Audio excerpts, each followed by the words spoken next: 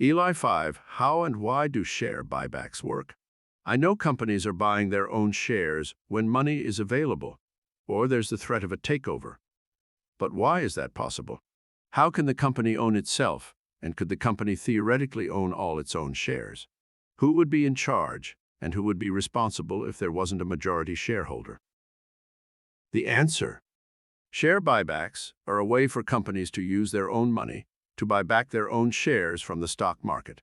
This is an attractive option when a company has excess cash, as the company can use it to reduce the amount of outstanding shares, thereby increasing the value of the remaining shares.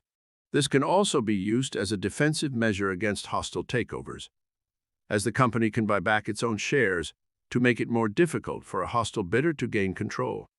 The way a share buyback works is that the company purchases its own shares from the open market, usually at a discounted price, and then cancels them. This reduces the total number of shares outstanding and increases the value of the remaining shares.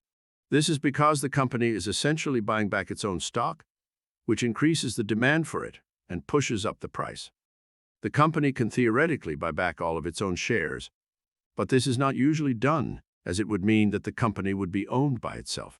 In this case, there would be no majority shareholder, and the company would be managed by a board of directors. This board would be responsible for making decisions on behalf of the company and would be accountable to the shareholders. Share buybacks can be an effective way for companies to use their own money to increase the value of their own shares, as well as defend themselves against hostile takeovers. However, it is important to remember that it is not always the best option, and that other options, such as investing in new projects or expanding the business, may be more beneficial in the long run.